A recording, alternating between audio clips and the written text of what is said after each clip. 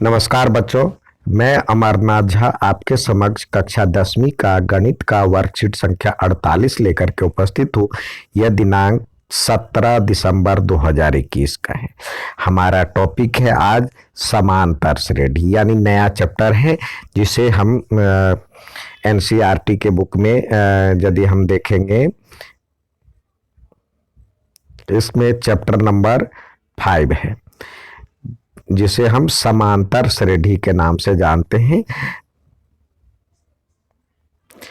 या इंग्लिश में arithmetic progression कहते हैं। इसका नाम से ही स्पष्ट है, नाम से ही देखिए, समान अंतर हो जिसके बीच, यानी समान अंतर, बीच में समान अंतर हो। तो देखिए अब यहाँ पे दिया हुआ एक पैटर्न दिया हुआ है, उसको पूरा करते हैं। एक के बाद 2, 3, 4, 4 के बाद 5, फिर 6, फिर 7, फिर 8। इसी तरह इसमें देखिए 100 के बाद में से 20 कम, 20 कम, 20 कम, तो ये क्या हो जाएगा 40, फिर 20 कम, 20, फिर 20 कम, ये हो जाएगा 0, फिर -20, और यहाँ पे 6, 6, 6। तो इसको कह रहा है इसके रूप में लिखने के लिए, पैटर्न के रूप में। तो प्रथम पद, पहला पद क्या है? पहला इसमें हमने देखा जो कि पहला ए में, इसमें तो 1 है, इसमें 100 है, तीसरे में 6 है। दो पदों का अंतर, कितने का अंतर है? इसमें 1 का अंतर है, इसमें माइनस हो रहा है, ये प्लस हो रहा है 1, और इसमें -20 का है। दूसरे में कुछ नहीं बढ़ रहा है तो 0। अंतिम पद क्या है? पहले में अंतिम पद क्या है? 8 है, ये लिखना है। अंतिम पद क्या है? 8 है। इसमें अंतिम पद क्या है? -20 है, और इसमें क्या है? 6 है।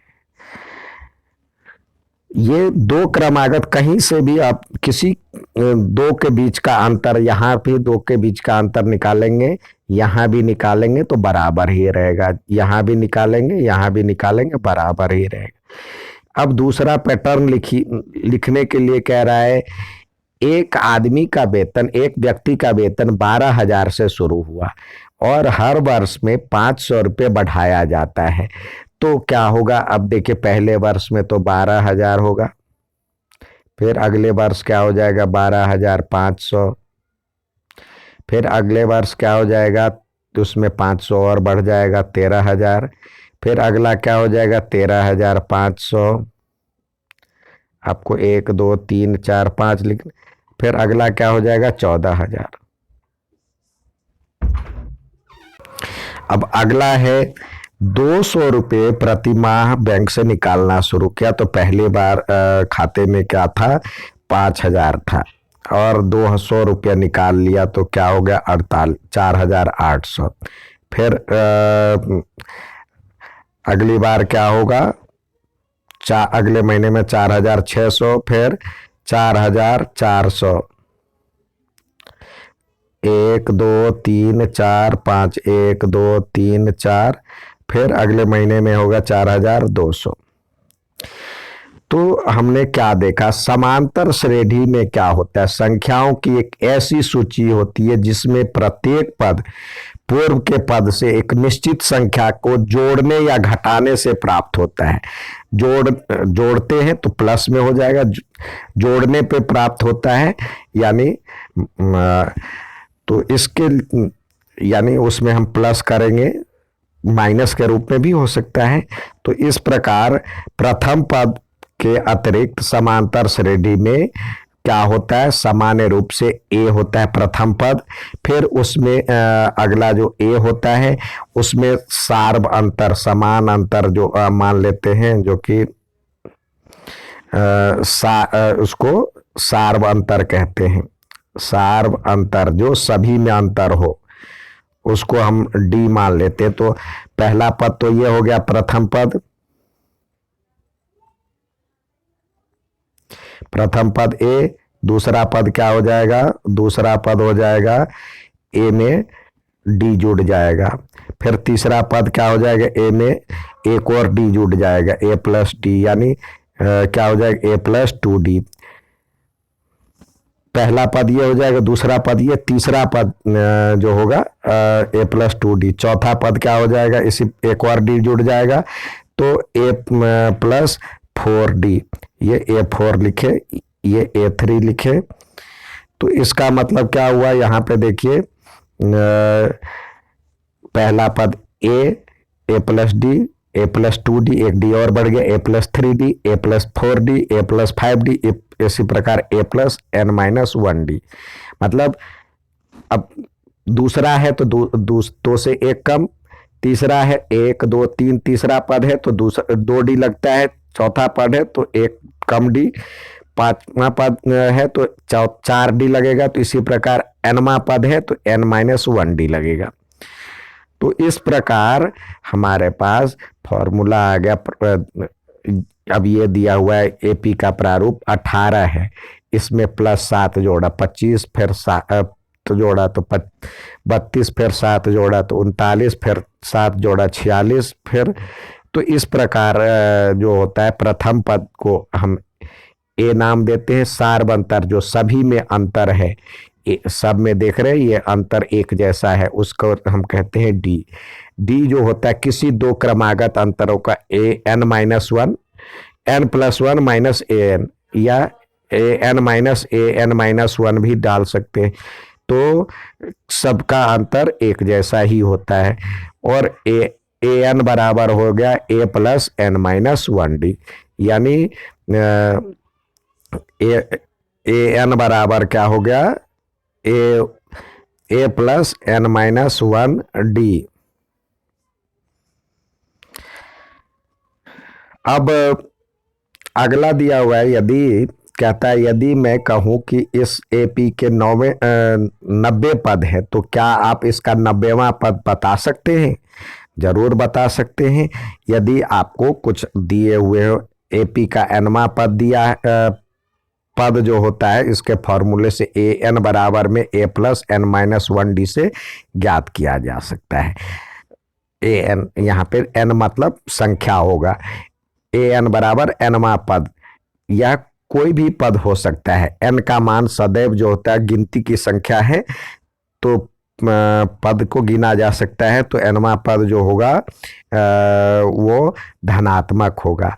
ए जहाँ पे प्रथम पद है, एन मतलब डी सार्वंतर है और एन पदों की संख्या है, तभी आप ये ज्ञात कर पाएंगे। अब आइए जो उदाहरण दिए गए हैं तो उसके उदाहरण से समझने का प्रयास करें। पहला पद दिया हुआ, इसमें प्रथम चार पद लिखिए, ए बराबर 4, डी बराबर में -3। तो प्रथम पद A1 बराबर में 4 हो गया, और दूसरा पद में एक ये जुड़ जाएगा तो 4, और ये -3 है तो 4 - 3 = 1।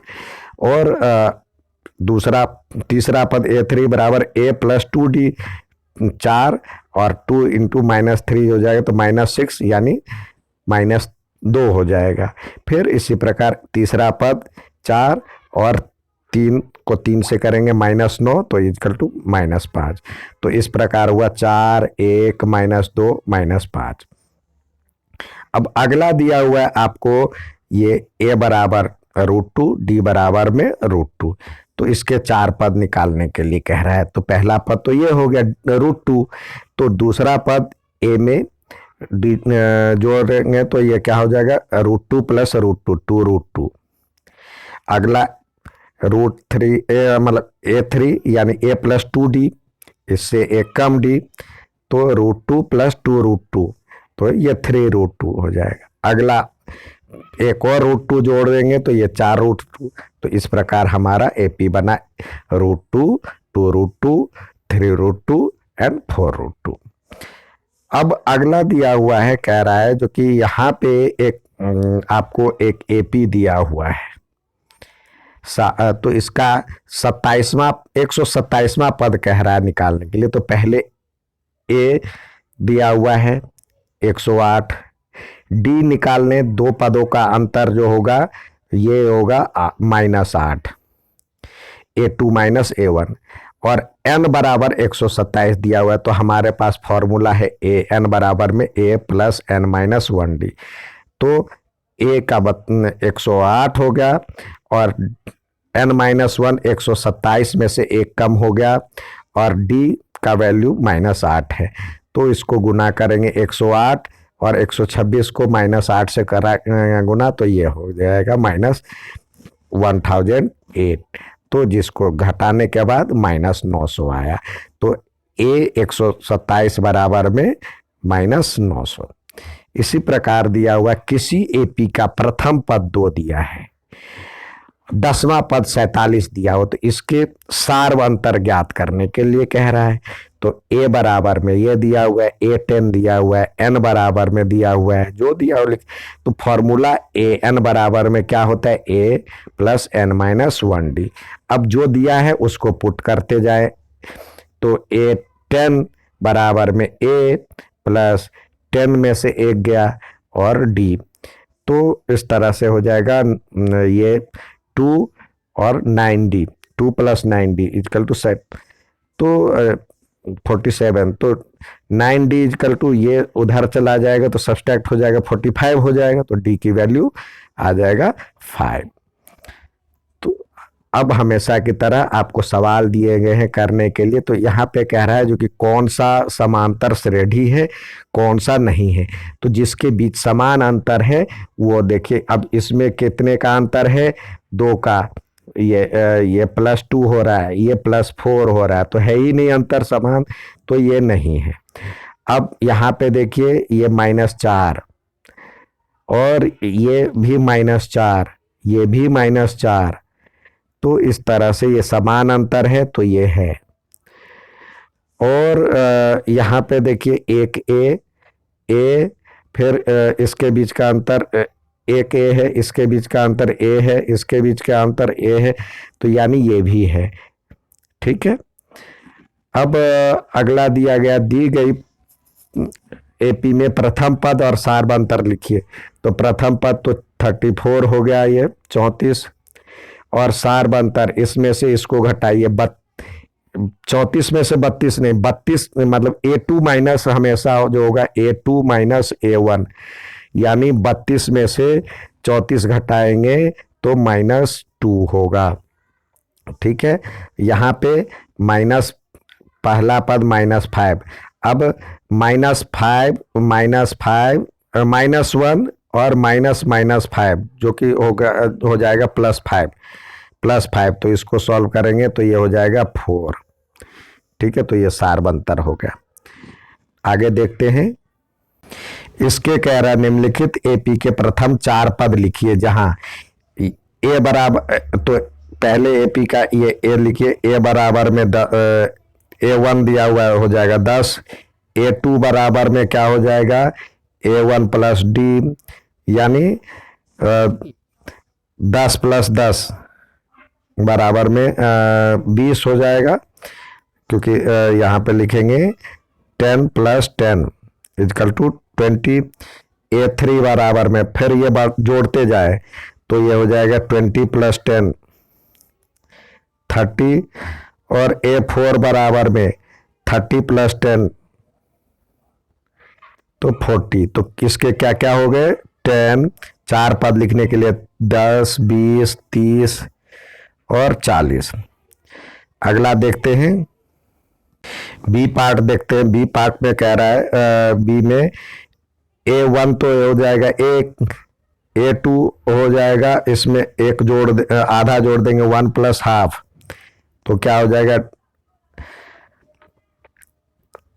1.5 या 3/2 लिख सकते हैं, और A3 हो जाएगा, इसमें और जोड़ देंगे तो ये हो जाएगा 1/2 + 1/2, इसको जोड़ेंगे तो ये हो जाएगा 2। एलसीएम लेकर के देख ले, या A4 इसमें 2 + 1/2 इजकल टू 2.5, इसको नहीं होता है तो ऐसे ही रहने दे 1, और इसको लेंगे तो ये हो जाएगा 3/2, ये लेंगे तो ये हो जाएगा 4/2, ये हो जाएगा 5/2, हाफ हाफ जुड़ता जाएगा। ठीक है, नेक्स्ट देखते हैं। अब यहाँ पे दिया हुआ है a बराबर में -2, d बराबर में 5। तो पहला पद तो a1 बराबर में -2, a2 बराबर में ये जोड़ देंगे -2 + 5 = 3, a3 बराबर में 3 + 5 = 8, a4 बराबर में 8 + 5 = 13। तो यानी इसके चार पद क्या क्या हो जाएंगे, चार पद हो जाएंगे -2, 3, 8 और 13। ठीक है, नेक्स्ट सवाल देखते हैं। यहाँ पे कह रहा है a + 15d = 100 है, तो n का मान लिखिए। तो ये क्या है फॉर्मूला, 15d, यानी हम जानते हैं जो कि ये क्या है, a + n - 1 d = an होता है। तो n से एक कम, यहाँ पे ये 15 दिया हुआ है, तो 15 से एक ज़्यादा जोड़ देंगे तो ये 16 हो जाएगा, n बराबर में 16 हो जाएगा। ठीक है, यहाँ पे 10वां पद ज्ञात करने के लिए कह रहा है। तो या देखिए, पहला पद तो आपको दिया हुआ है, इसमें दिया हुआ a1 दिया हुआ -43, और d निकालेंगे, d हो जाएगा -37 और -43, जो कि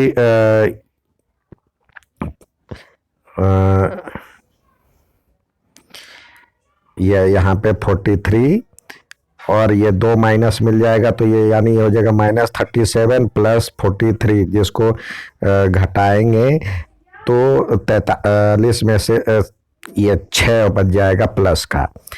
ठीक है, अब n बराबर दिया हुआ है 10, n बराबर में आपको 10 दिया हुआ है, तो आपको निकालना है a10। तो क्या होता है, a1 + n - 1 और d। तो 10 में से एक ज्ञात, यहाँ पे हमारे पास फॉर्मूला क्या है, an बराबर में a1 + n - 1 n - 1 और d। तो a10 है, तो a + 10 में से एक गया, 10 - 1 और d। तो a1 क्या है हमारे पास, देखें, a1 हमारे पास -43 है और +9, और d क्या है, 6 है। तो -43 और 54। अब घटाएं तो क्या बचेगा, 4 में से 3 गया तो 1, ये 11। ठीक है, ये हुआ इसका आंसर। नेक्स्ट सवाल क्या दिया हुआ, एपी का प्रथम एपी के n का मान ऋणात्मक हो सकता है। तो n का मान ऋणात्मक, ये n जो है पदों की संख्या, गिनती की संख्या है, तो ऋणात्मक ये नहीं हो सकता है, ये असत्य है, असत्य है। यदि a बराबर में 14 दिया हुआ है और a12 दिया हुआ है 124, तो d का मान निकालना है। तो a12 बराबर में क्या होना चाहिए, 124 दिया हुआ है, तो इसके लिए तो फॉर्मूला है a1 + 11d होना चाहिए, क्योंकि 12 में से एक गया, तो ये 124 होना चाहिए। तो a1 भी आपको दिया हुआ है, a1 दिया हुआ है 14, यहाँ पे 14 और +11d = 124। तो 11d = 124 में से 14 गया, तो ये हो जाएगा 110। तो d = क्या हो जाएगा, 110/11, जो कट करके 10 बनता है। तो यहाँ पे हम आंसर लिखेंगे 10। ठीक है, ये था आज का वर्कशीट। अच्छा लगे तो लाइक और सब्सक्राइब जरूर करें। धन्यवाद।